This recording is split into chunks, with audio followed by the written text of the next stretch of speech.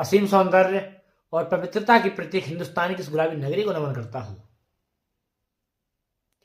न्याय की घाटी, संगम की माटी, संतों की कुटिया, मां गंगा यमुना सरस्वती के पास संगम तट से शहीदों की उस पगडंडी तक भी मैं गणतंत्र दिवस की बहुत बहुत हार्दिक बधाई एवं शुभकामनाएं प्रेषित करता हूं। हमारा भारत देश एक महान देश है। हमारे इस महान देश में रहने वाले सभी भारतीयों, आप और हम सब बहुत ही बड़े भाग्यशाली हैं, सौभाग्यशाली हैं कि आप हम सब ने इस स्वतंत्र भारत में जन्म लिया है। भारत दुनिया का एकमात्र ऐसा देश है जिसके पास नया खून है, जिसके पास नया दिमाग है, जिसके पास नई उमंग है, जिसके पास नई दृढ़ता है, वीरता है, तरंग है, पराक्रम है, साहस है, शौर्य है, जिसके पास धरती जैसा धैर्य है तो अग्नि जैसा तेजस्वी, वायु जैसा विवेक है तो जल जैसी शीतलता, तो आकाश जैसी दृढ़ता वाला 70 करोड़ युवाओं की आबादी वाला दुनिया का परम वैभवशाली जगत गुरु विश्वगुरु कोई देश जाना जाता है तो वो मेरा भारत देश जाना जाता है। इस पर हम सबको गौरव है और होना भी चाहिए।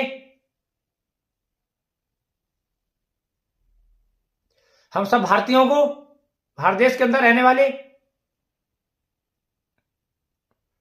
हमें प्रत्येक कार्य निष्ठा भावना के साथ तन्मयता तल्लीनता एकाग्र होकर और सजग रहकर करना चाहिए और करना होगा।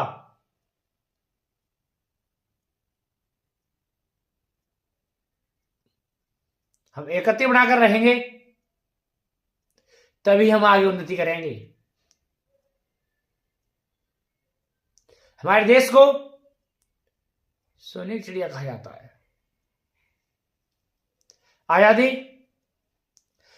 का असली मतलब वही समझ सकता है जिसने कभी गुलामी की हो। आप और हम सब सौभाग्यशाली हैं कि आप हम सब ने स्वतंत्र भारत में जन्म लिया है, नहीं तो आजादी की लौ सन 1857 में ही खत्म हो चुकी थी। मुझे यह बताते हुए बहुत बड़ी खुशी होती है कि हमारा देश एक समृद्ध विचारधारा का देश है।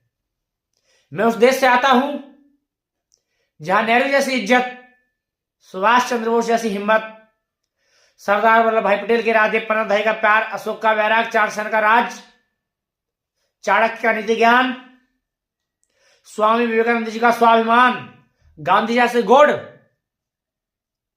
डॉक्टर बाबा साहेब अम्बेडकर जी का संविधान इसी देश में पैदा हुए और इसी देश में जन सामान्य के कल्याण के लिए कार्य किया।